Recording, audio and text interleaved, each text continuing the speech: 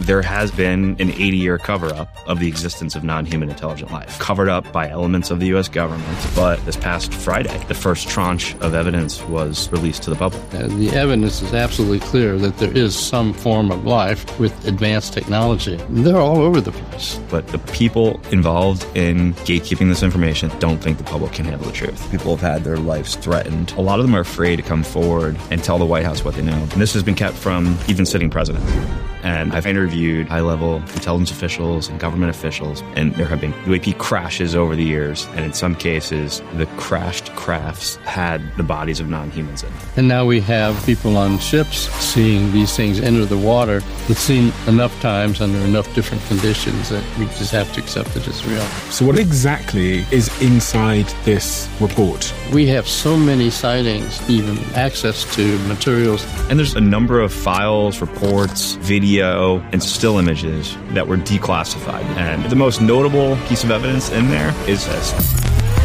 So I have so many questions. You're probably familiar with this NASA report. They essentially say that they don't believe that these UAPs are aliens. Why would NASA be lying?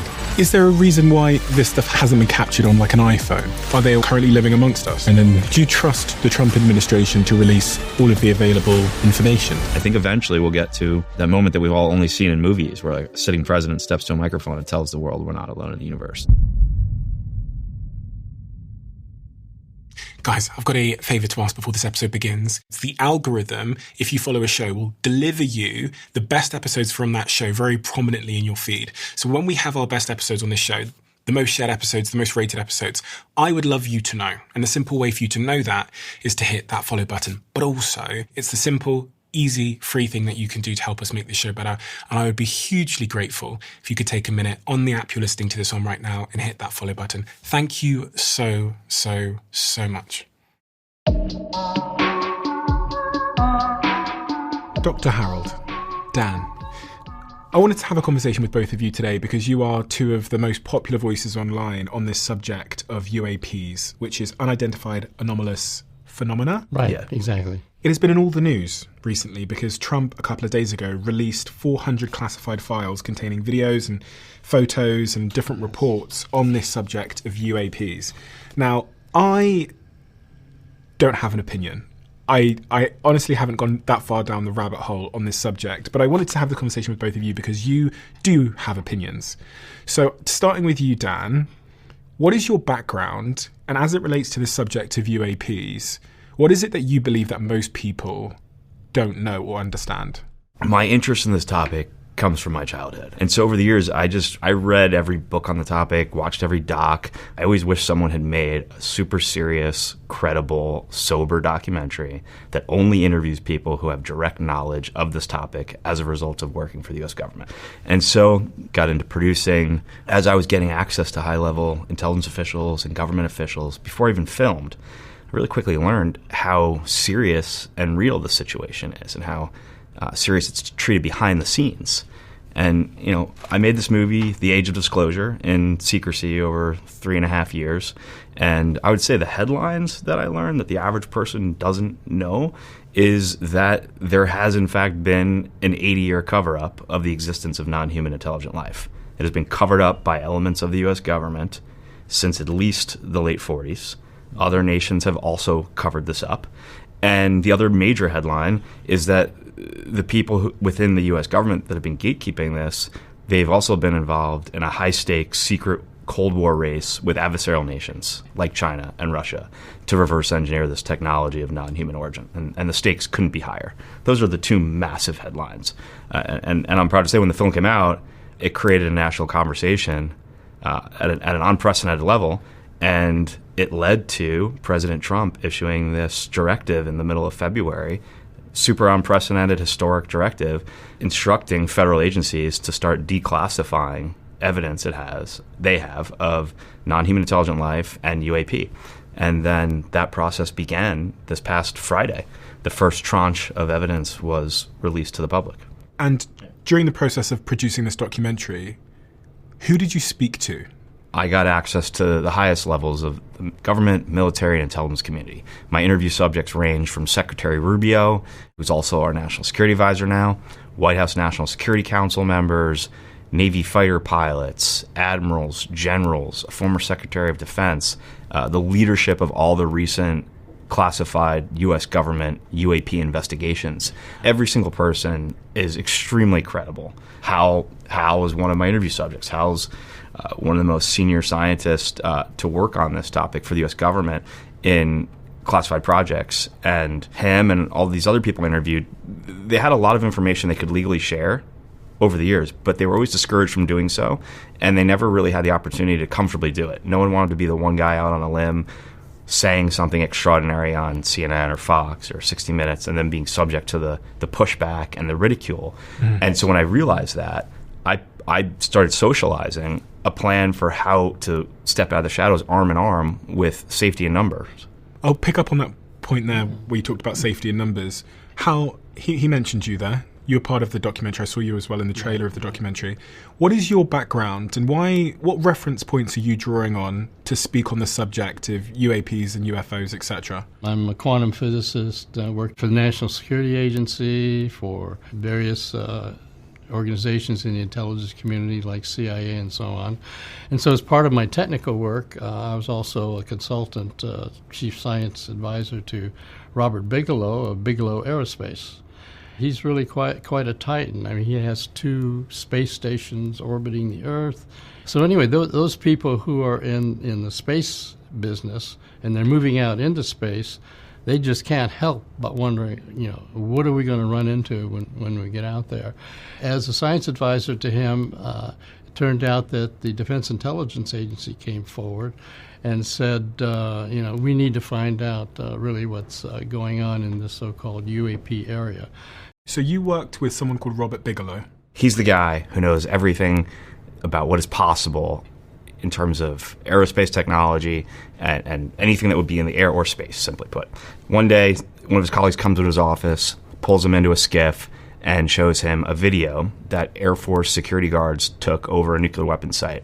It was a triangle UAP hovering over a nuclear weapons site. This colleague said, please tell me this is one of ours, like one of our black projects, some advanced cutting-edge technology that's ours. And he knew instinctively it was not. That set him down a rabbit hole. He's like, there's got to be some office somewhere in the intelligence community that handles UFOs. So he went all over trying to find it, him and his colleague. They couldn't find one. So then they determined they were just going to start a UAP program. That program they started was called OSAP. They hired all the team, for example, Hal. And that program started in 2008 and got a lot of pushback behind the scenes because it turned out when they looked all over the intelligence community to see if there was another UFO program and didn't think there was, turns out there was one. And there was a deeply hidden program referred to as the Legacy Program. And it had been operating in the shadows since the 40s, outside of congressional oversight, outside of the oversight of the White House, completely, completely hidden away. Yeah, as hidden as a program can be. And so they started pushing back behind the scenes against everyone involved in OSAP because they didn't want anyone else looking into this, right? It started to cause a lot of bureaucratic issues for them, red tape issues, and ultimately OSAP lost its funding in 2010, despite the fact that it was looking into very real issues like UAP over our nuclear weapon sites. It shut down in 2010. Why do you think it shut down? They were dealt these bureaucratic hurdles behind the scenes by people involved in the Legacy Program, people who just caused problems and prevented funding. And exactly. It's a lot of, right. It's a big bureaucracy. People can do things behind the scenes to prevent funding from coming through for programs. And so ultimately they lost their funding in 2010. And then Jay Stratton and other people involved, they were continuing to look into this because they didn't want this serious national security concern to go, uninvestigated, right? So that's how somebody like me gets pulled in. They say, okay, these pilots are out there, and they suddenly see craft coming out of the ocean and making right-angle turns at 6G or whatever, and they say, oh, my God, this is way beyond our physics. So I and other physicists sort of dug into, what could be responsible for this. And we actually found that just like we use so-called Maxwell's equations and electromagnetic stuff for everything we do in electromagnetics, we have Einstein's equations in general relativity for black holes and all that kind of stuff. But it turns out if you could engineer those, you would actually get the same effects that people were observing with these UAP craft. So we think we've come up with what it is about the science of it. It's just that we don't have the engineering to do it. Do you believe in UAPs? Absolutely believe in UAPs because I've been exposed to data about them. A more specific question would be, do you believe in aliens? Yeah, so a number of the people I interviewed went on the record stating that they know from their own personal experiences that there have been UAP crashes over the years that have been recovered by elements of the U.S. government, and in some cases, the crashed crafts had the bodies of non-humans in them. And numerous people I interviewed went on the record saying that. And keep in mind, everyone I interviewed only shared what they lawfully could. There was a line they couldn't cross. Everyone I interviewed is aware of classified information they can't talk about, but they went right up to the line and made it clear that there had been recoveries of non-human bodies. A couple people actually testified under oath to Congress saying the same thing. Why wouldn't they be able to talk about it publicly? Well, when you're involved in certain programs, you sign certain agreements that prevent you from sharing specific information. Highly classified programs. And, of course, the big concern is, okay, whatever we might learn about these kind of craft and so on, our adversaries are out there, and there have been crashes in Russia, crashes in China. And so if we reveal what we're learning about the subject area and said it publicly, then it might help some potential adversary get a step ahead. So that's why it's all just kept really close in. So a saying that I heard often from my interview subjects, you can't tell your friends without telling your enemies, meaning you can't tell the public what we know and don't know without also telling China and Russia what we know and don't know. And giving them that information might give them a competitive advantage. And the obvious question anyone would ask when hearing that is then, well, okay, so what's shifted? Why is that no longer the leading thought? Secrecy is best. And the answer is because the U.S. is in a really high-stakes race, a technology race, against these adversaries to reverse engineer technology of non-human origin. And the secrecy around it in the U.S. since the 40s has created a scenario where the scientific community and academia don't even know it's real. They don't even know it's a valid area of inquiry. Don't even believe it's real. Yeah, I mean, the smartest kids graduating at MIT this year, they are not thinking that this is something they can put their brain power towards. So, coming back to the question, do you believe in aliens? I 100% believe that non-human intelligent life is here and has been here for a long time. When you say here, do you mean Earth currently living amongst us? I don't know about the living amongst us part. Don't know about that. I don't know about that. But wouldn't look, rule it out. But there is UAP activity being reported on a daily basis by commercial airline pilots to the FAA, by Navy fighter pilots off the East Coast being reported, up the military chain of command, and on top of that, regular activity over our nuclear weapons sites inside the United States. It's happening on a regular basis on the nuclear sites and on a daily basis in commercial air travel space. UAP have come over nuclear missile sites and actually turned off the missiles. And so, when something like that happens, you just got to take it seriously. And the technology that they're displaying is technology that no humans have.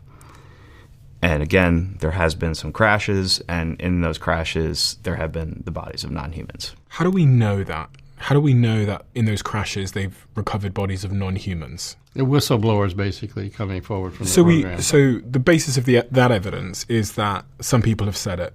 At this point, until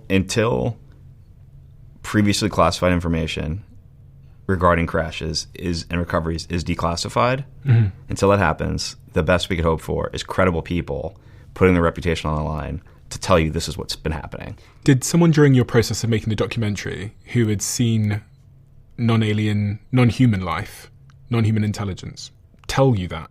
Yeah. Who was that? A number of people, but notably, Jay Stratton, who we just talked about. Yes, right. Who co-founded OSAP, and then became the director of the UAP Task Force, the largest whole of government investigation of UAP ever. What did he say? He went on the record in the film saying that he's seen non-human beings and non-human craft with his own eyes. That was the farthest he could go at that point. Why did he say he couldn't go further? He had a situation that he was involved in that for a few reasons, he just wasn't comfortable talking about it yet. And some of it, I think he just wanted to make sure he legally could. Now, going back to credibility, like take a guy like Jay saying that. When Jay retired a few years back, he was part of the senior executive services of the federal government. That's a level less than 1% of all federal employees ever reach. It's the equivalent of a 2-star admiral or general. Very, very senior, very trusted, cleared at a very high level. He had worked with naval intelligence in a senior capacity.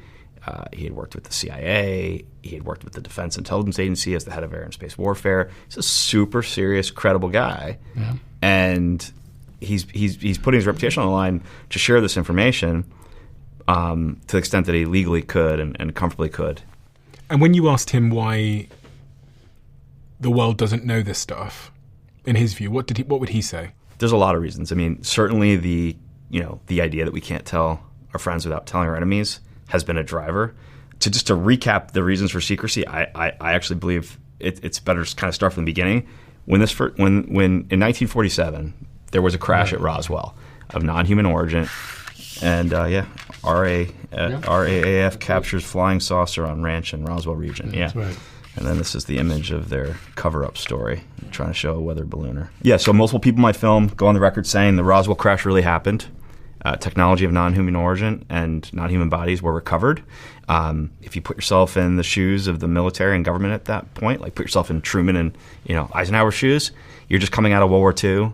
The world was just chaos for a very long time. It's finally starting to settle down. You can't exactly step to the microphone and tell America that there's a new threat that we know nothing about and we can't protect you from. They're far advanced. What's the advantage of that? So secrecy became the plan at that point. And they had more questions than answers. So everyone I've talked to who gave me context explained that the plan for secrecy went in motion there. Let's investigate. Let's find out more about what we don't know before we tell the American people. That was quickly followed by the Cold War era, and we learned that Russia also had retrieved technology of non-human origin. And so we knew we were in a technology race. So then the idea of can't tell your friend without telling your enemy ruled the day. So now the Cold War mentality, led to more secrecy. And as a security wrapper for this program that it started, they created the stigma in the late 40s, early 50s, this cultural stigma, this idea that you're crazy if you look into this topic, you're wacky, you'll have your reputation ruined, you'll have your career ruined. There was actually a CIA meeting where people got together and said, okay, in order to not have people be pursuing this area, let's go out of our way to spread what we would call now disinformation about basically the most effective disinformation campaign in the history of the U.S. government, because it got into our culture. Some movies were funded that made aliens seem silly and the idea of life from elsewhere seem ridiculous, and that got compounded over the years. And then we got to the point where we were like, just like a few years ago, where the average person just thinks it's not real. The average scientists, academia, they think it's conspiracy stuff, it's nonsense, it's silly. There was no advantage for elected leaders to get in front of this, or for military members to, speak up about what they learned or saw. It would be a career ruiner.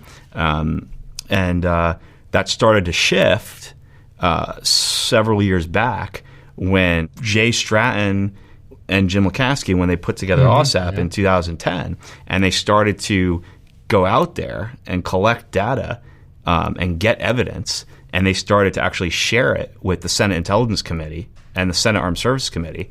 And looking at classified data in a classified setting, people like Marco Rubio, who was the vice chairman of the Senate Intelligence Committee at the time, started to realize, there's something here. Not only is there something here, but we've got a problem, right? There's a lot of UAP activity over these highly classified sites, like our nuclear weapons sites. There's a lot at stake. We are in this race with other nations, and the stigma has created a disadvantage for us. It's very hard to win a technology race when the majority of your scientists don't know it's a valid area of inquiry, right? And do people think that there's one type of non-human intelligence that's visiting the Earth, or is there many, many types? People who have been involved in recoveries have said there are at least four separate types. Now, I have not had direct access to that, but I believe the people who I talk to. Four different types of life. 4 different types of life, at least. Yeah. And the people I've talked to through the process of making the documentary, both on camera and off the record sources, and the people Hal's talked to over the decades have said that there have been dozens of recoveries of crashed craft in the U.S. alone. Dozens of craft of non-human origin that either crashed organically or were caused to crash and then recovered. And have you spoken to people who, you talked about Jay, have you spoken to other people that have worked on these crashed crafts? I've talked off the record with some people who are involved in recoveries. Mm-hmm. They would not go on camera to do interviews. Special forces people that would not go on camera to do interviews. One, I actually thought, I've mentioned this in another interview, but one I thought was going to do an interview, and then a couple days before sent me a message saying, after further consideration and long talks with my wife, I decided I'd be forfeiting my life if I participated in your interview. And I thought that was like very unsettling message to get, obviously, but also very specific word choice, forfeiting my life. What did he know? He was a very senior special forces guy who had told me he had been involved in multiple recoveries. That's what he told me. Okay. And I met him through some high-level intelligence people.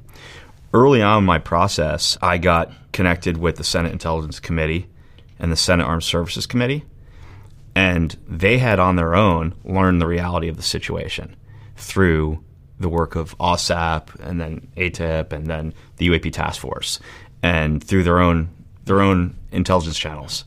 Leaders on those committees wanted to educate the public about what they could lawfully about this, but they didn't really have a way to do it. It's such a complicated situation. It takes a while to explain it. You can't do it in like a 6-minute news hit on Fox or CNN or even like a 15-minute, 60-minute segment. You just can't do it. And no one wanted to be the one guy trying to do it. So when I started putting together the film and socializing this safe way for people to step forward, it also quickly became those people's plan for disclosure. That's why Secretary Rubio participated. That's why White House National Security Council members participated. It became, amongst the group of people who had learned the truth, it became the plan for disclosure, the way to bring this information out in a thoughtful way. Do the presidents of the United States know about this stuff? Are they aware? Historically, no. Historically? Yeah, no. And even Rubio says on camera that, historically, this has been kept from even sitting presidents. Who would know then? So a number of the people in my film break down who's involved in the legacy program. To put it simply, it's elements of the CIA, elements of the Air Force, elements of the Department of Energy, and a few major defense contractors. And they have the ability to access information from a number of federal agencies and branches of the military, but the primary leaders of this program are the CIA, the Air Force, the Department of Energy, and major defense contractors. And Rubio breaks down in the film the way our bureaucracy works. You could have career bureaucrats in positions of power at those organizations for decades, and they can just wait out sitting presidents. They can wait out sitting senators. Sitting presidents as just temporary help that are going to come and go. And that's what's been happening up until this point now. So the fact that Rubio had learned so much about the reality of the situation and the extent of the cover-up, and then ended up arguably the second most powerful guy in the world as our Secretary of State and our National Security Advisor at the same time, which has only happened once in U.S. history, Henry Kissinger for 2 years. Mm-hmm. No one else has ever had both those jobs at the same time. The fact that he ended up in that position of power and influence after learning the reality of the situation, and right as the age of disclosure is coming out and driving this national conversation, it really led to the current president, Trump, being informed about this in a way that no president has in a very long time. So are you saying that the United States don't think the public are ready to even know that this exists? Because, they could tell us that they have recovered UAPs or aliens, whatever it might be, without telling us about the technology.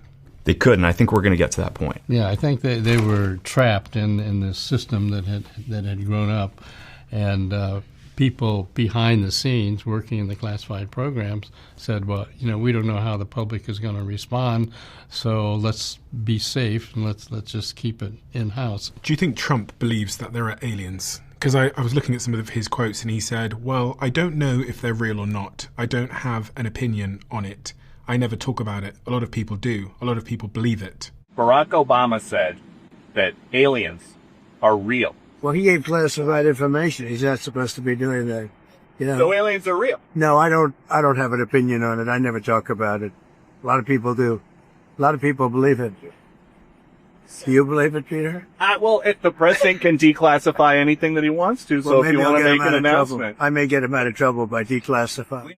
One of the things that came out in the age of disclosure is that during Trump's first administration, his cabinet was briefed by the UAP task force, by Jay Stratton. And when he briefed them, he was told that they had asked for this briefing because they needed to be able to evaluate what the repercussions would be if Trump decided to step to the microphone and tell the world we're not alone in the universe. Obviously, he didn't end up deciding to do that then. However, in this new administration, he's got Rubio in the position of Secretary of State and National Security Advisor and fully aware of the situation, and that has given him the comfort to put this process in motion. There's certainly a disclosure process unfolding right now. Obama said in an interview that he did with Brian Tyler Cohen, when asked about aliens, Obama said, "They're real, but I haven't seen them. They're not being kept at Area 51. There's no underground facility unless there's this enormous conspiracy and they hid it from the President of the United States." Now, that sounded to me like kind of sarcasm when he said they're real, and then explained that they're not real. They're real, but I haven't seen them, and they're not being kept in Area 51. There's no underground facility unless there's this enormous conspiracy and they hid it from the President of the United States. So it would appear to me that Obama also doesn't know of any aliens. I think Obama was largely kept in the dark. Yeah. I think he does know the base fact that we're not alone in the universe. And I actually think when he said they're real, I think he was being, that was just candid. That was his honest, candid, genuine statement. I think when he then said they're not kept at Area 51, I think he's also being honest because none of my sources say that UAP and aliens are being kept at Area 51. They're being kept somewhere else.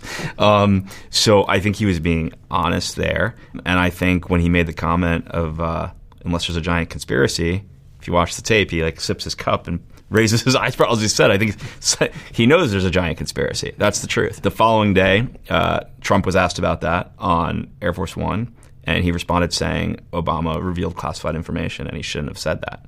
And I think that's the truth. Yeah, I think presidents don't know, and they're told not to talk about it. Trump has started to release a lot of classified information around UAP and aliens. The first batch of that was released a couple of days ago. Right. What exactly is inside this report? There was a number of files, reports, video, and still images that were declassified. This is information that previously had been classified or just never really made public.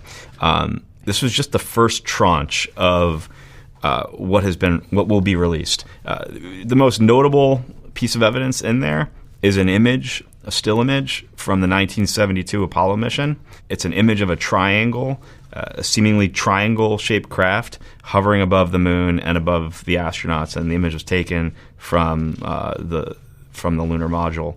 And the UAP task force looked into this image years ago and determined it was real. That seems to be the most glaring piece of evidence in this tranche. But I will say this, Hal and I both have a lot of the same sources of information, and everyone we've talked to at various federal agencies has told us that when the president gave this directive in the middle of February for federal agencies to declassify evidence of non-human intelligent life and UAP, only a few engaged with it. They only gave a small percent of what they have. And they only had a couple weeks to do it. Mm-hmm. One of the things I think I've always struggled with the idea of these kind of conspiracies is that I don't know why that information would necessarily fall into the hands of like government officials. Because, alien life forms or UAPs would be visible and would land in anyone's back garden. So you could imagine a world, especially in a world where we have, 8 billion iPhones roaming around. You can imagine a world where if there was some kind of UAP crash in my garden, it would be on TikTok within 5 minutes. Yeah. Or if there really was... Someone got there with an iPhone. You're right. There was that incident earlier in the year with those... Were they drones in America? Flying Jersey. Jersey. Yeah. And that was on social media within minutes, and everyone was talking about it and looking at what they were. I think in the modern world, because we have so many ways to capture high-quality video, if there was something out there, we would have seen a very clear image of this thing by now. Well, That's why there's a lot that came out in these files, because over the years, our sensor systems that the pilots have in their planes have gotten so much better. They've captured really astounding. Does this life want to be seen? Do these aliens want us to know that they're? I'd have to assume that given the level of quality of their technology, if they didn't want to be seen, we wouldn't be seeing them. So it seems like I would say there's evidence that for whatever reason, they're wanting to be seen. But also, like, my personal opinion is that if someone answers that question, they're answering it through the lens of like how humans think, right? For all we know, we're ants to them. You don't hide from the ants. You walk around them. You don't even, but you also don't pay attention to them. Based on their behavior from the interviews you've done, how do you think they view us?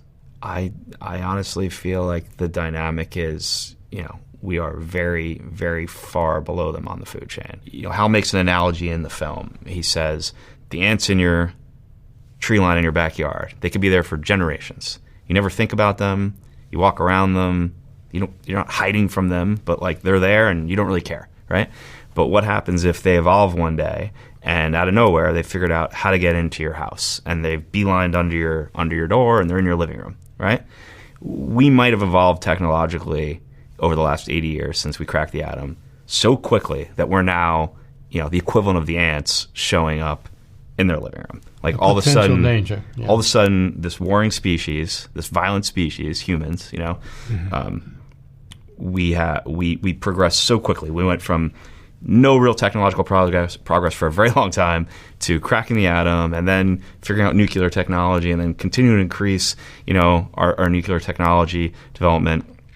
And, we have this program that has been retrieving their crashed craft and trying to reverse engineer them. So we might be at that point where we're about to do what they do, and all of a sudden we are a problem. That might be the explanation of why they pay so much attention to our nuclear process. There's a lot of UAP activity, not only at the nuclear weapon sites all over the world, but sites involved in the process, the nuclear process, like uranium mines or refineries. Is it, it might just be we've gotten to the point where all of a sudden they have to. In the Soviet Union, the UAP came over and actually started a launch of the Russian missiles. I mean, they actually forced the system to start into a countdown process. How do we know that? By the intelligence community's access to information about it. Every person we spoke to in Bielokorovice said they saw a flying saucer on that day. For hours, it hovered over the nearby ballistic missile base. No one had touched any buttons. No one had entered any codes. And yet, as the UFO hovered over the base, the control panel showed the missiles were preparing to launch. For 15 agonizing seconds, the base lost control of its nuclear weapons. Logically, I would think that unusual activity would happen around consequential sites. Yes. I'd be more surprised if there was really frequent unusual activity happening in my back garden, for example. But around highly consequential sites, one would expect there to be people flying things around there, spying. You know what people are like with cameras these days. They want to take photos of anything interesting. They hang around police stations and army barracks. Right. So logically, I would assume that there would be an increased probability of strange activity in the sky above a nuclear site. Well, in fact, there was a group of people in the intelligence community who recognized exactly what you're saying, and so they decided to, make an attractive magnet by getting a whole lot of nuclear assets in one location to see if that would draw them in. And my understanding, it was successful. So, our nation and other nations have figured out circumstances that can, for lack of a better term, bait UAP. A certain level of nuclear footprint in a small radius tends to attract them. And our nation figured that out a long time ago, and so did other nations. One of the things that I've thought about is, I know very little about physics, but one thing I know is how big the universe is. Now, I'm quite a big fan of SpaceX. I'm actually an investor in the company. From my fascination with space, I've learned just how big the universe is and how long it would take us to travel from, Earth to the nearest galaxy. The closest star system to us, which is called Alpha Centauri, is over 4 light years away, which is about 24 trillion miles. Mm-hmm. If we travelled at the impossible 10% of the speed of light, which is currently impossible, it would take a ship 40 years to get there. Now, fortunately, what we learned in looking at what might be the underlying physics and using Einstein's theory of general relativity, it turns out that there are ways of modifying the effective speed of light to make it much higher or much lower. So you can do that. So when you get into potentially modifying what we call the space-time metric, you could get to a point where you can make wormholes and warp drives, and those are things that are not off the charts. I mean, there are actually textbooks by general relativity experts on the fact that you could re-engineer the space-time. So you're not saying... So you could do it. You could get from here to there. But you're not saying you would travel in like a line like you do in a plane, right? Well, you could. You could. If you arrange for the effective speed of light in that line to be much higher, then without breaking the speed of light, you can zoom over there very quickly. So even in a straight line. But no one at the moment knows how to do that on Earth. We can write the equations and see how it doesn't violate our physics equations, but we don't have the engineering prowess. So we figured out how these craft are operating, the theory of it, but we don't have the material sciences to replicate it. What I'm pointing at is if you travel at that speed across the universe, if you even hit, I don't know, an object the size of a pebble, it would be like a nuclear explosion. Yeah, but the thing is, if you're modifying space, it's sort of like making like a surfer wave on at the seashore. You arrange to have space moving ahead like that. So you come up to a rock, it's just going to push it aside. So you can engineer that. This is how I've wrapped my head around it. Essentially, they're warping space-time in a localized area. They're creating an immense amount of energy around the craft, and it creates essentially a bubble around the craft.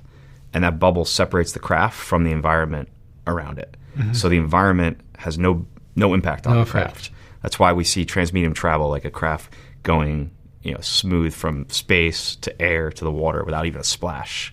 The environment around the bubble has no bearing on the craft inside it. And the craft inside it is in its own space-time. And once you wrap your head around that, then things like interstellar travel become totally possible. I'm 100% more productive using this app, despite spending 50% less time typing. And that might confuse you, but let me explain, which is exactly why I invested in Whisper Flow. They're also one of our sponsors on this podcast. Whisper Flow turns your speech into text, so you can send it in any app or device at any time. And I promise you, it doesn't seem to ever make mistakes. This is the most accurate voice dictation I have ever used after a decade of trying to get one to work. Not only does it save me a ton of time, it also corrects your speech if you change your mind mid-sentence before turning it into text on the device. I love it, and I know my team loves it too, because when I posted it in our Slack channel asking if anybody wanted a pro version, half the office said yes, and they had it within an hour, which tells me everything. This is the tool you and your team need to speed yourselves up and to capture those important ideas so that they don't disappear. Head over to whisperflow.ai/Stephen to download it now. That's whisperflow.ai/Stephen.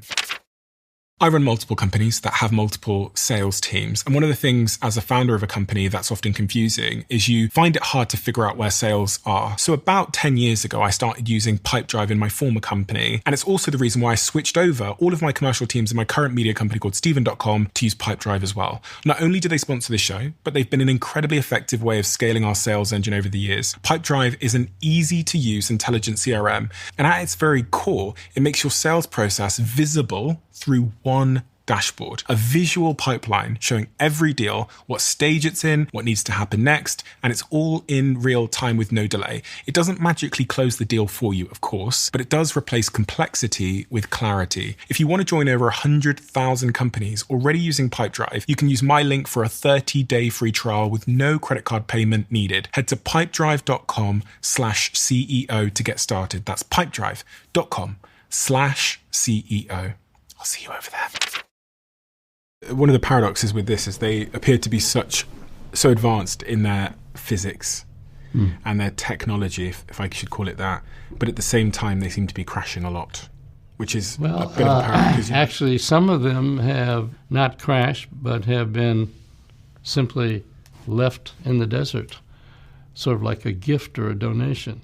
We're still trying to figure that out. So, I mean, some of them do crash, and it can have maybe some of our electromagnetic pulsing and laser pulsing can interfere with their technology, and you might get a crash. Why do you think another country hasn't come forward with similar disclosures and similar evidence?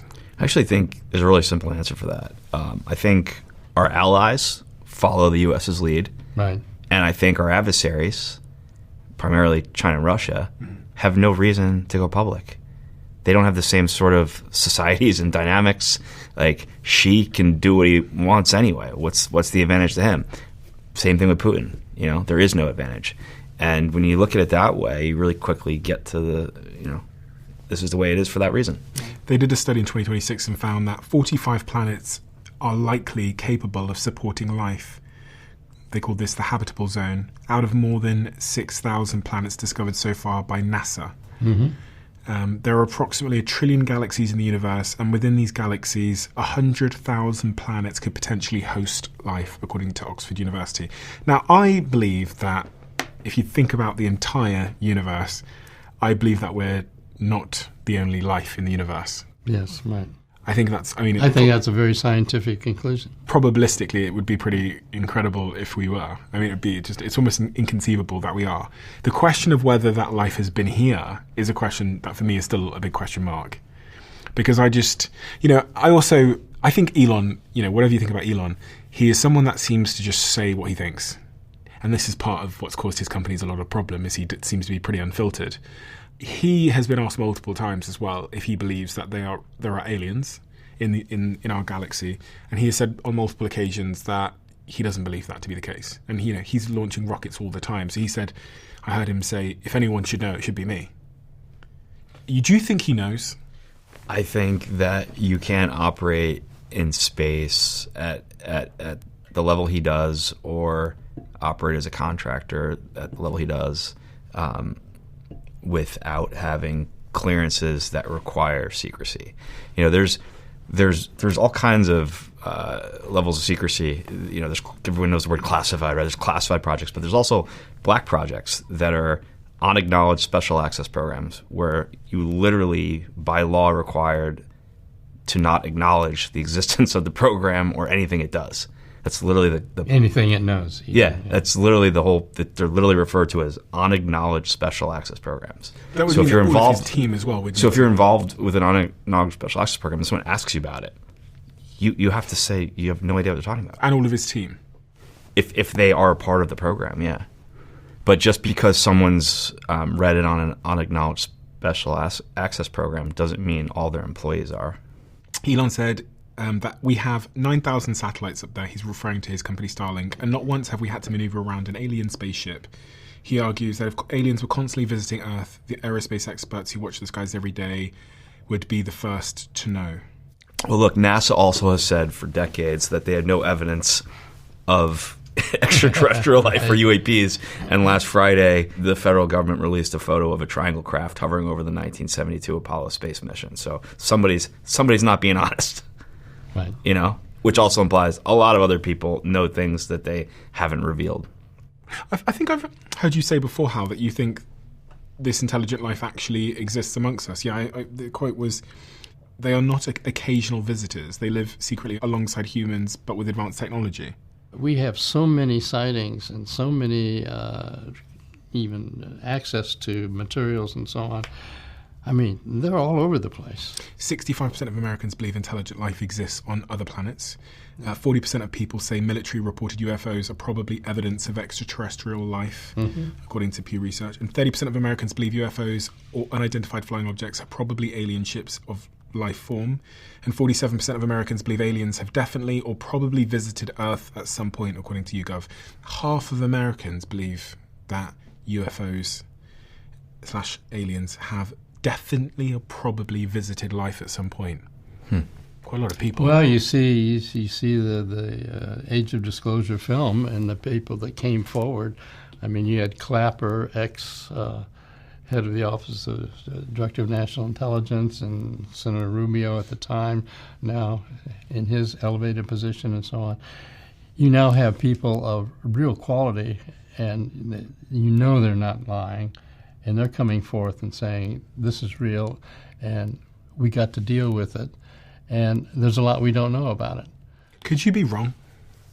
I don't think it's about whether I'm wrong or Hal's wrong. You'd have to believe that senior leadership across the government, the military, the intelligence community that has access to classified information and is saying, based on the classified information they have seen, this is a real situation. You'd have to believe all of those people are lying for some bizarre, unexplained reason. So I find that hard to believe. Could it be the case that all of those people were misinterpreting what they were seeing? They saw something, fighter pilots saw something moving in their visors when they were up in machines.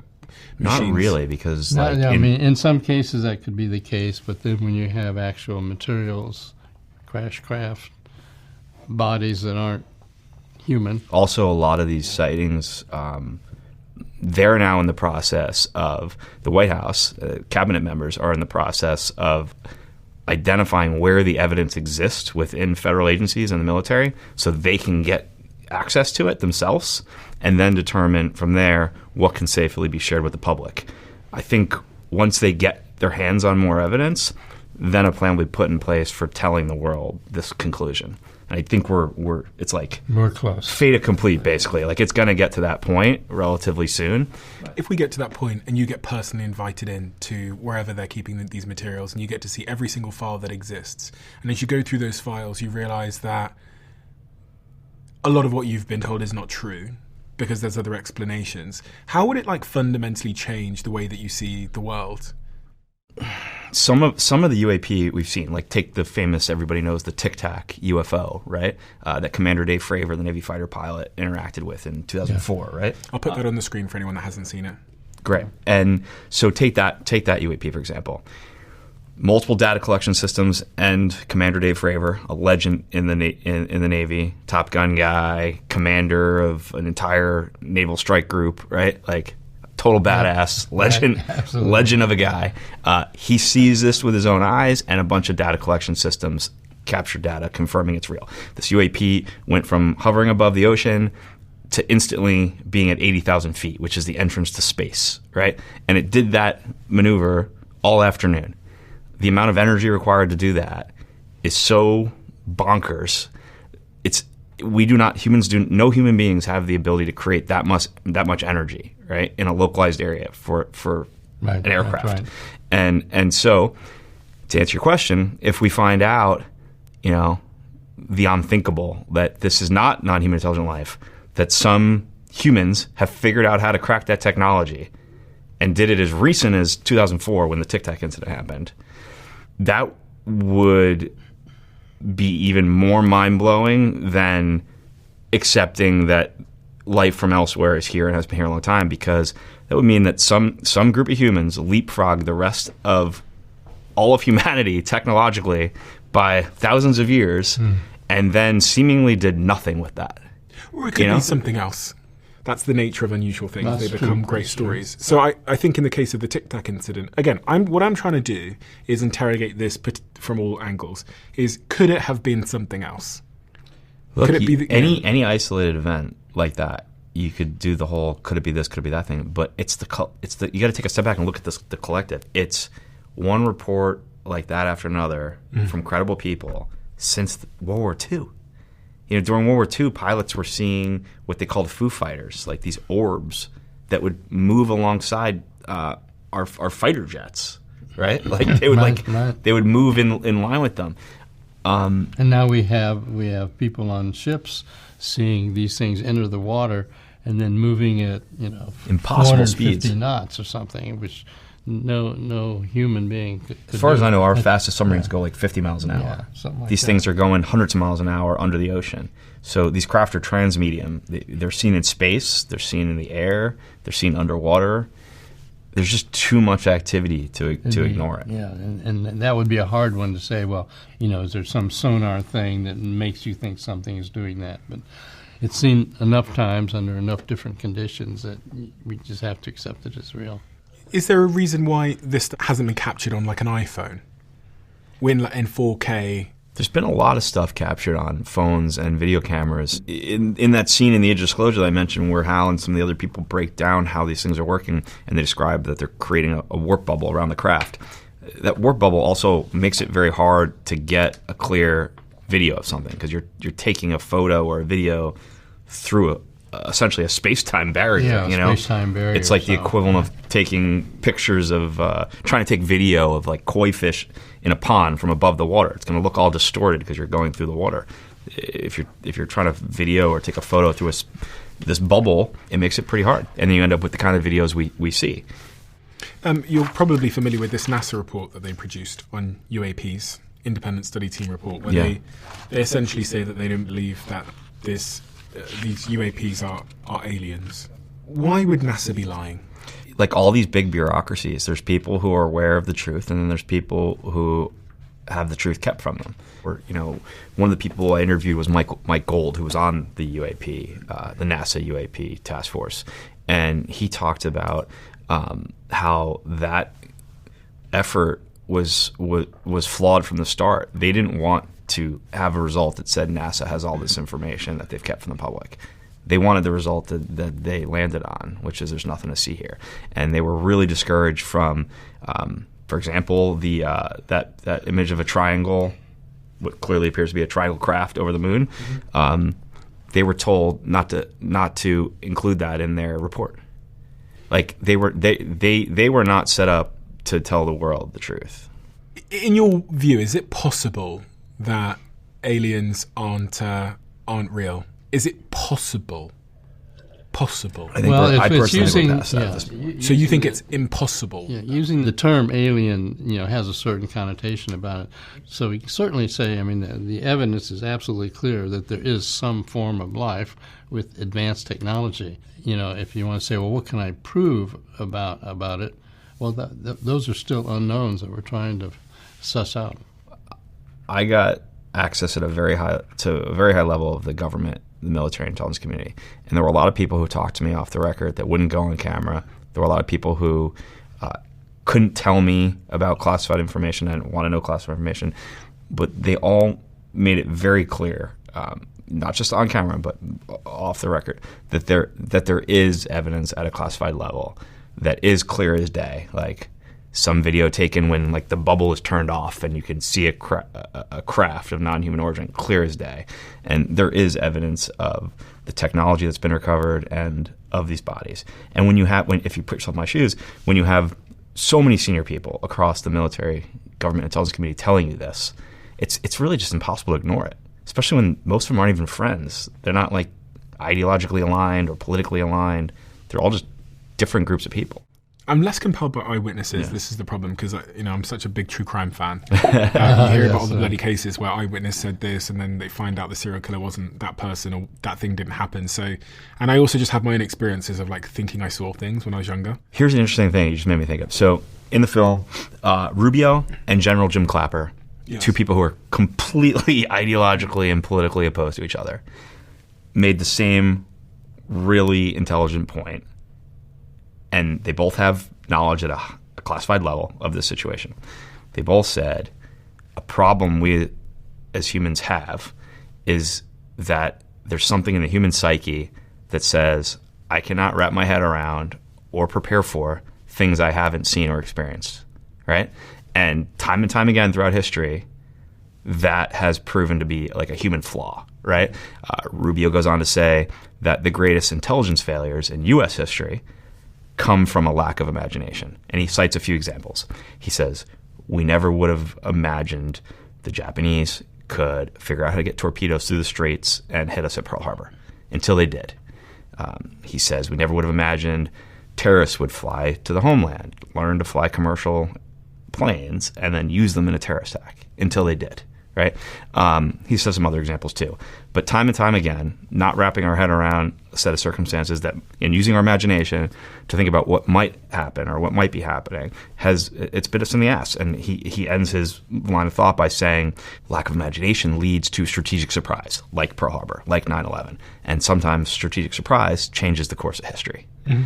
And so, him and other people I interviewed think it's really important to get ahead of this, as opposed to waiting for something to happen, as opposed to waiting for, to find out the hard way that China, cracked this technology before us and used it as in an act of war, or non-human intelligent life does something unpredictable, and then all of a sudden the U.S. government's on its heels, and so are other governments on their heels, explaining to the public what they've known for a long time. I've often heard that the reason why they don't tell the general public that these things exist is because the general public aren't ready for this information. Is that an argument? I've not really heard you guys say that. Yeah, no, there are people involved in gatekeeping this information that don't think the public can handle the truth. Hal recently told me that people in the legacy program are pointing to the age of disclosure and saying, look, this film reveals a lot, and people aren't losing their shit, People aren't jumping out of windows. It's not causing chaos in society. Like, the public can handle the base facts. Of all the things you've heard, Dan, what was the most compelling story or anecdote that you heard that convinced you? It was really just the sheer number of very high-level military government intelligence officials who were telling me in private settings to my face, that at a classified level, they know with absolute certainty this is real. But if you had to pick one story? Oh, I mean, it really wasn't one thing for me. It was the overall. It's like, for example, I interviewed Rubio and Senator Gillibrand on the same day. They both participated in the film and did lengthy interviews with me, and both looked me in the face and told me they thought this was the most important documentary that's ever been made, and that this was really important to bring this information out in a thoughtful way to the public and make them aware of what's happening. You can't unhear stuff like that, and it makes an impact on you.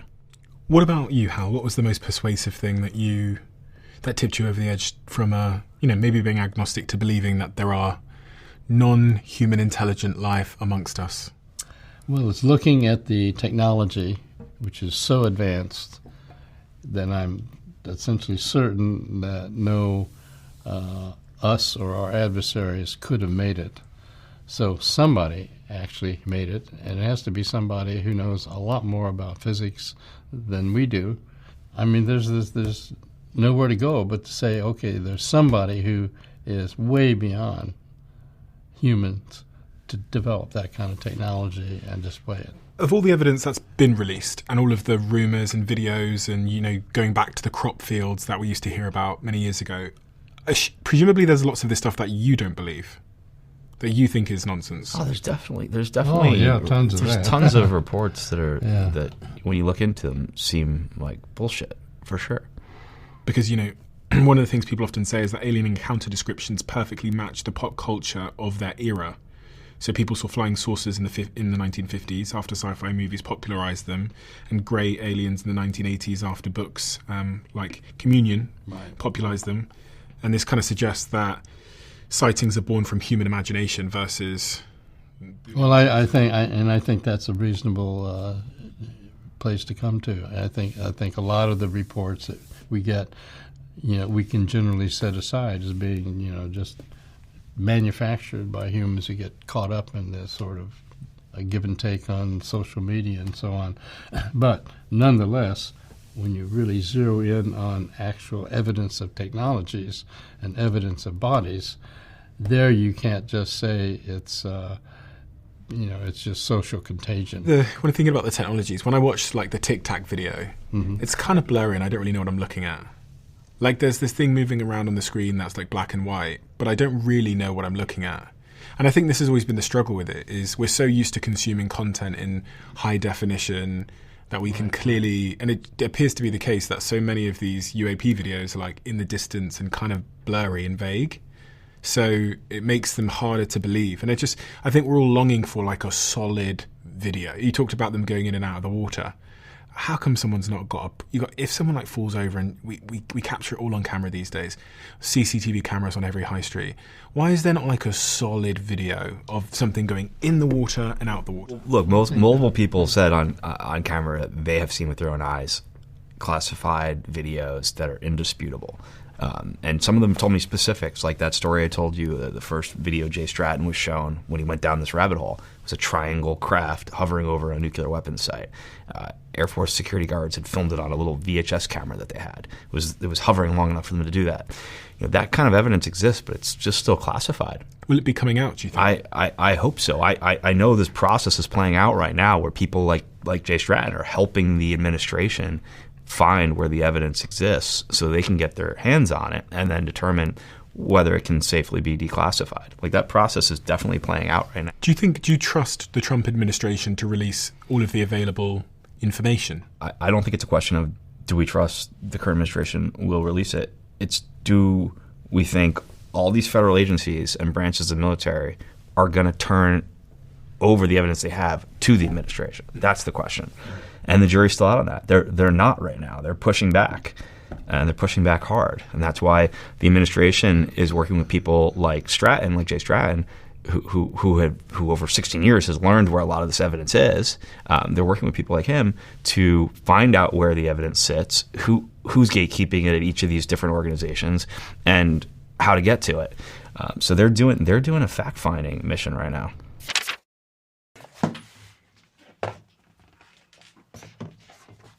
Whoa, what's that on your face? This is my Bond Charge face mask. I've been wearing this for some time now. They're a sponsor of the podcast. I put this on for 15, 20 minutes a day. I can sit here in the chair and wear it.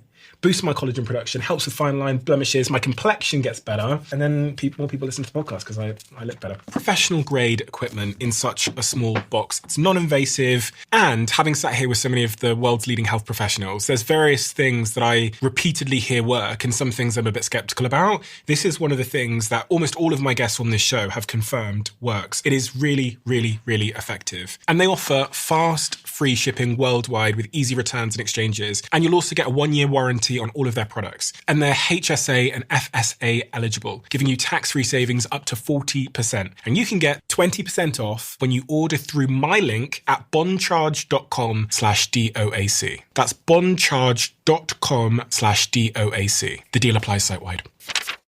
If it is released, if all the information that you've heard from your witnesses is released, if they release, alien craft, and they release alien bodies and all of these things, how do you imagine the world would be different? I think it will lead to a giant technology boom. I think once we're told, hey, there's this technology that exists that could revolutionize the way we live, it could lead to anti-gravity technology. It could lead to new energy sources, right, solve the energy crisis overnight, right? It could lead to interstellar travel and going farther out, And I think it would have a great psychological effect because, if suddenly you go from the point of saying, well, maybe we're the only intelligent species in the universe, and then you suddenly get the idea that this is a universe full of life. What does that mean for religion? I think all dogmas will just apply to it, and I think the Vatican's already gotten ahead of it and said, they put out a message a couple of years ago that basically the gist of it was, God's universe and God's work is vast, and vast, and like basically you couldn't say that he wouldn't have the ability to do that. I mean, yeah. So in fact, from a religious standpoint, and certainly in the case of the Catholic Church, they've had very positive views about population being throughout the universe. And there's nothing really, at least from the Catholic Church's perspective, there's nothing that counters that doesn't allow you to wrap your head around the fact that there's other life out there. Are you guys religious? Not like overly religious, but like my mom's Irish and grew up going to Catholic school, and I went to CCD on Sunday school. It's called a CCD where I grew up. But do you believe in God? I do. Do you believe in God? I do too. Yeah, and I'm a practicing Catholic. So would that mean that you believe God has made all of these aliens as well? That's what my worldview is. Yeah, I would think that I couldn't say that's not the case, but as a scientist, I can't prove that it is the case. But just on the statistics of it, it's pretty likely. An interesting thing happening right now, Stephen, too, is these people who have been gatekeeping the truth. A lot of them are afraid to come forward and tell the White House what they know because they think they're going to be villainized. They think the optics around this are such that, like, if someone's been covering this up, they're the villain of the story, right? And so the White House and the Director of National Intelligence and the Department of War realize this, and so in the last couple of weeks, they've been messaging out to the military and the intelligence community that this is not a witch hunt. It's not an endeavor to punish anyone. They want to encourage people to come forward. They assure them there will be no punishment for being involved in gatekeeping this. They just want to learn the truth and find out where the real evidence sits. So that's another thing that's playing out right now that I think if it gets out there enough, it will lead to more people coming forward with that evidence we all want to see. Yeah. Earlier on, you talked about how some people feel like their lives are at risk because of what they know. Has there been any instance of anyone being punished for saying anything in this regard? Well, certainly having their clearances pulled or losing their opportunities for advancement. We've heard stories like that from several people in the intelligence. Is there anyone you can name that has said that they were threatened or punished or in some form because of what they Well, discovered? certainly the number one whistleblower for many people has been David Grush. And so he has outlined the various steps taken against him to basically ruin his career, significantly enough that he went to the Inspector General of the intelligence community and said, I'm being punished, shoved aside, losing clearances and so on, because I came out with this data. And they said, well, what you provided us is, serious, worthy of consideration. And I think a lot of people have had their lives threatened. Yeah. I'm not certain if anyone has been killed, but I know people have had their lives threatened. No. And who's threatening them? People that are involved in this program, referred to as the Legacy Program. Who think that the evidence should not ever come out. This Legacy Program, so this is a program ran within the U.S. government? U.S. government, elements of it, and also defense contractors. And you think the Legacy Program knows the truth on this regard? Yes, because they have the first-hand evidence of the crash materials and the bodies.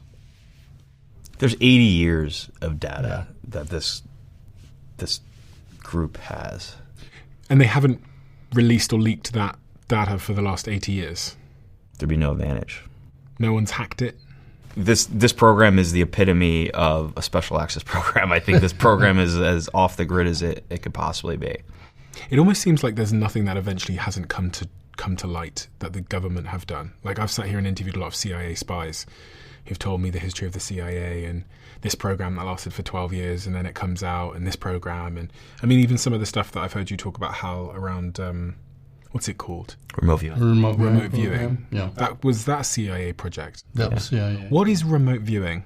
Remote viewing, well, the CIA suddenly got concerned because they saw that the Soviets were spending millions of dollars at some of their best institutes to investigate the possible use of, quote, ESP. What's ESP? Psychic ability. Yeah, psychic abilities, extrasensory perception. And so, as it turns out, I was at Stanford Research Institute, and they saw my background. They came to me and said, we'd like for you to look into this. Is there anything to this? I mean, no scientist in America even believes there is such a thing as ESP. Who came to you? CIA. This is in the 70s. Yeah, The CIA back in the 70s. The CIA approached you in the 70s and asked you to 70s, investigate remote viewing. That's right. And so they asked me to set up a small program, and 50 or 60K or whatever. And they said, we hope you'll find this is all nonsense. We can forget about it. We don't have to worry about it. And it grew into, more than a 2-decade program, millions of dollars. Stargate is the label for it that most people know about, because by now most of the information in the program came out. And basically, we just found that people essentially, just like you have artistic ability or athletic ability or whatever, musical ability, well, we found out that remote viewing, this ability to sit in a location and pick up information from someplace far away is a talent that many people could demonstrate. And so we ended up actually training Army intelligence officers at the Army Intelligence and Security Command at Fort Meade how to do this. And so wait, let me just simplify this for the audience that might not fully understand what we're talking about. So remote viewing is the idea that I could sit here in London where we are now and I could be trained to see what was going on in another part of the world. To make your mind's eye go to a remote location. I'll give you a specific example. A Soviet plane that CIA wanted to get hold of went down somewhere in Africa. They didn't know where because the pilot had bailed out and it just went on until it ran out of gas. So we got two of our, quote, best remote viewers, one that worked for the Air Force and one that worked for my organization, to say, okay, here's a map of Africa. Where's that damn plane? We got to go in and get it. And they put an X on the map that was in 3 miles of where the plane went down out of the hundreds of thousands of square miles. And so the CIA went in and got the plane. So, I mean, it was, how do they do that? Well, by the way, there's an audio recording of President Jimmy Carter telling that story. Yeah. Post-presidency. Maybe we should play that. One time we had a small plane go down somewhere in Africa. We were not able to find it by surveillance from our satellites. So the director of the CIA, he was also director of all the intelligence agencies, heard about a woman in California that was a medium. And he contacted her, and she gave him the latitude and longitude of the plane's whereabouts. And the next time one of our space satellites went over that area, we located the plane where she said it was. Again, this sounds like it's impossible. Sounds like it sounds completely bananas. It sounds like something out of an X-Men comic book. Yeah. It sounds crazy, but well, I was okay. There's you so want to much be really data. Practical about it. They often our skeptics would say, well, if they're so psychic, why aren't they rich? Why aren't they in the stock market or whatever? So we set up a little program on a challenge to predict silver futures. To predict what? Silver futures. Just the value of silver. Yeah, the value of silver on a daily basis. Was it going to go up or go down? So we had somebody said, okay, I will, if you'll set up a little program like that for 30 days, I'll bet on what your, quote, remote viewers say, and I'll put the money in, and I'll give you 10% of what I make. I said, okay, fine. Now, long story short, made $260,000 in the 30 days. We got our 10%, which is $26,000. So people could actually, in this case, even look into the future a day and generate a description of what they were going to see and handle the following day. Presumably not everybody.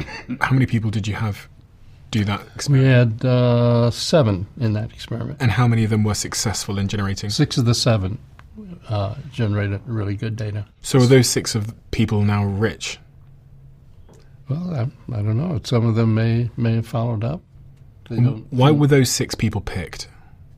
Since we had learned that sort of anybody can do this, we were actually raising money for a school that was being put together. So I just went to the board of directors and said, okay, I'm going to give you a crash course over the weekend in, quote, remote viewing of the type we train intelligence officers to do.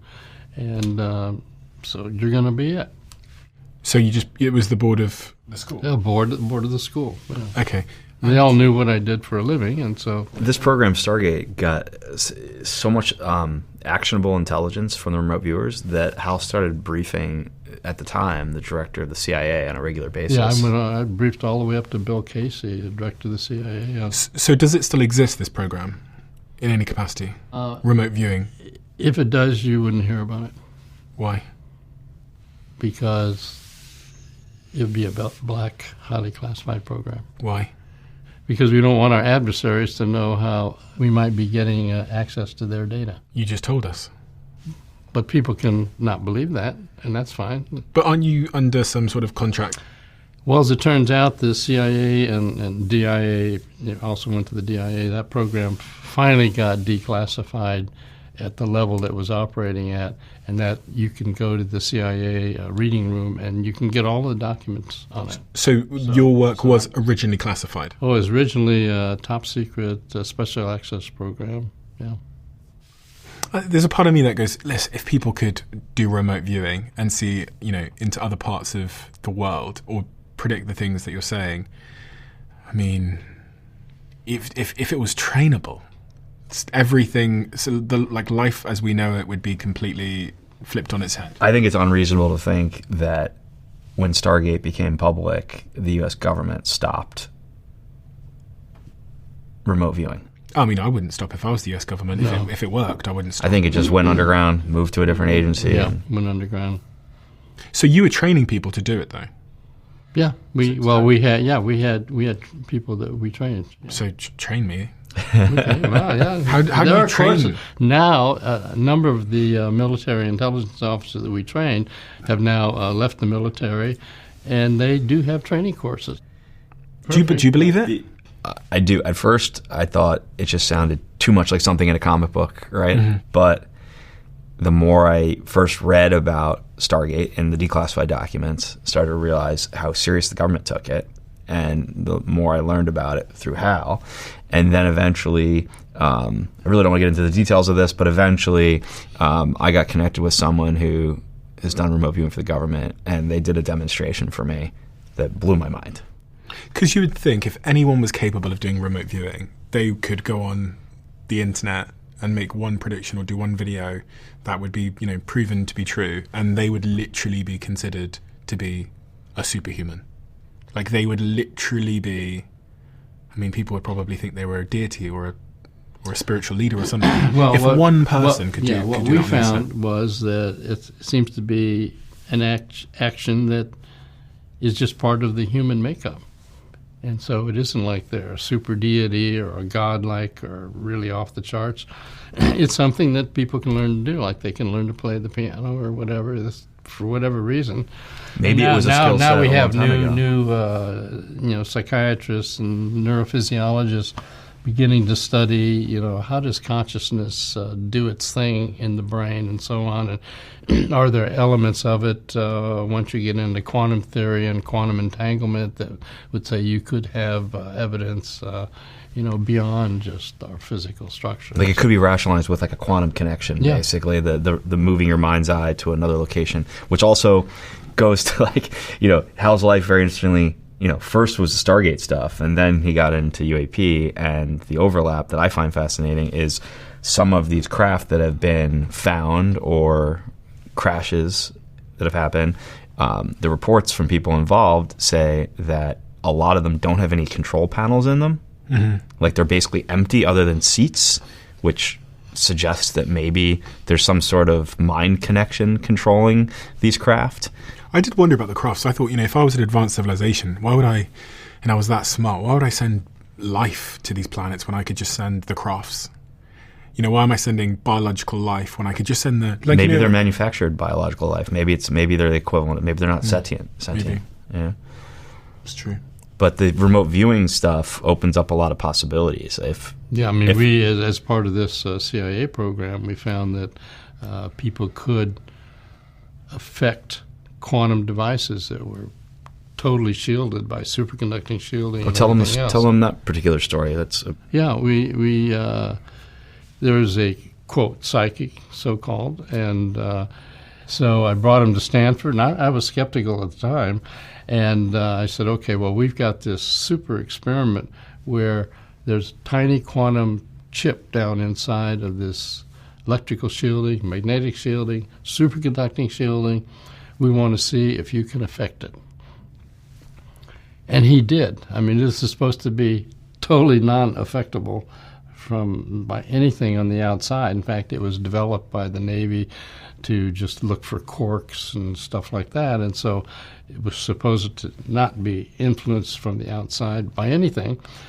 And he influenced it. And when I say he influenced it, I'm not just saying there's a little blip that you could kind of read into it. No, it was a system where it ordinarily just had an oscillating signal like that, and then when he affected it, just stopped the oscillation.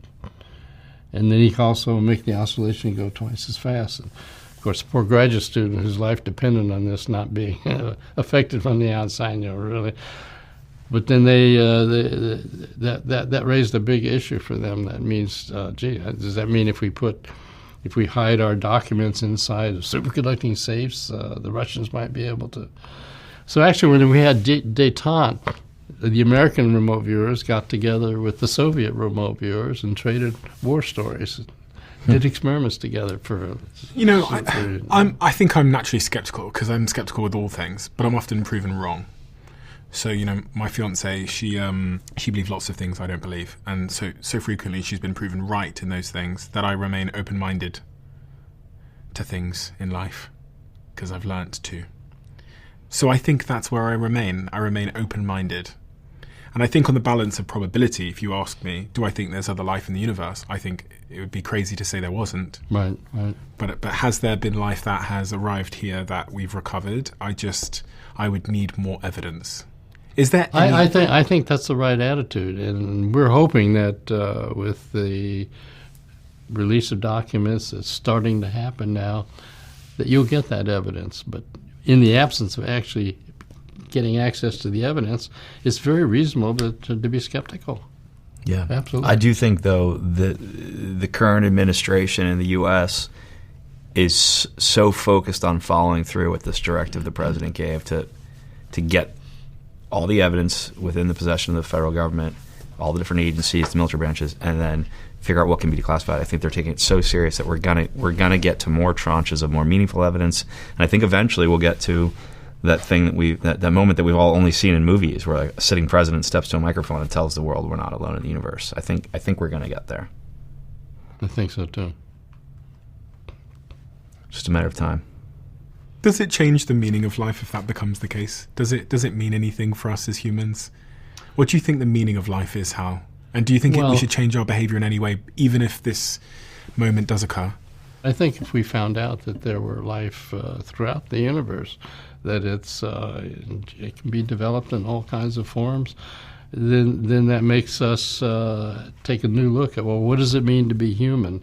We ought to think about, if we can, interacting with these other species and seeing what we can learn from them and what might they learn from us. And so it just opens up a whole new sort of view of what the universe is like. I mean, I've got 15 grandkids. They should grow up in a universe where it's teeming with life, and they know that, and that's a very kind of an exciting kind of thing. I think it also could be the one thing that could unify all of humanity. Yes. Reagan gave a great speech during his presidency at the United Nations where he said he often thinks that it might be a threat from outside this universe that makes all of humanity come together and think more about what it has in common than its differences, and moves them past the conflicts of the moment. And that might be wishful thinking and might be naive, but it also might actually be the one thing that could line people up. Has it changed how you think about the meaning of life?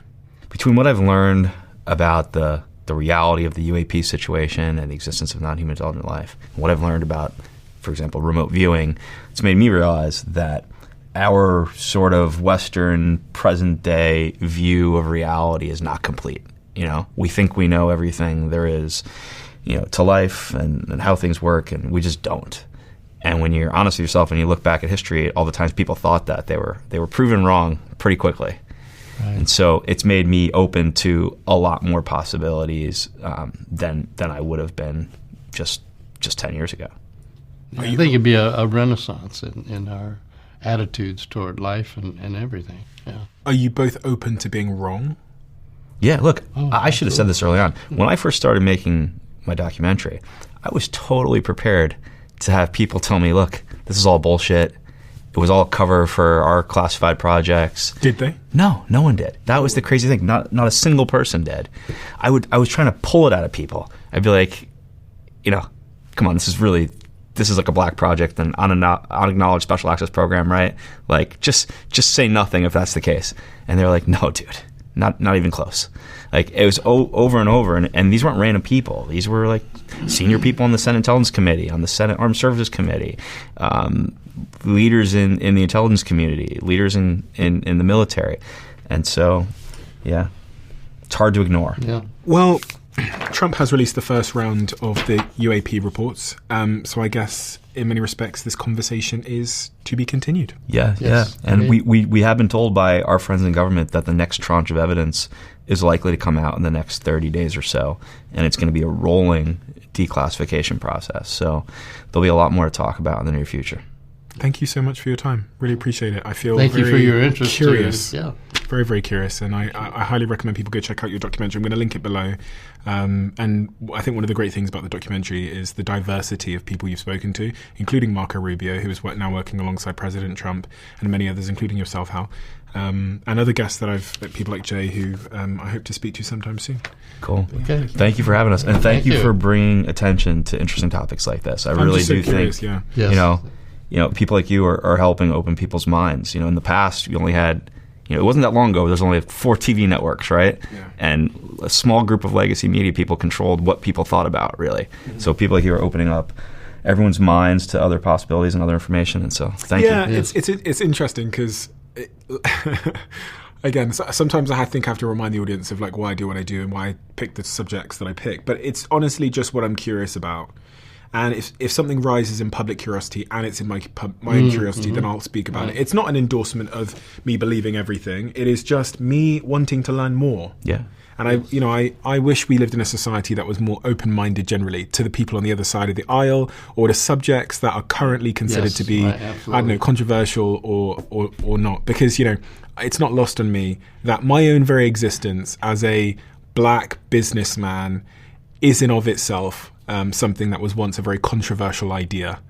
And so I'm all for, controversial ideas having some kind of space to be. Well, every major breakthrough in the history of humanity came from someone being curious, right, and wanting to learn about something they weren't aware of. So I think great things will come out of it. And you just touched on something that we didn't mention, which is I found, shockingly, that this is the UAP issue, non-human intelligent life, is the most bipartisan issue in Washington, D.C. Mm-hmm. At a time when Democrats and Republicans in the United States can't agree on anything, they're completely lined up on this being the biggest issue of our time. That's right. Extremely significant. And that says a lot too, Yeah. To be continued. To be continued.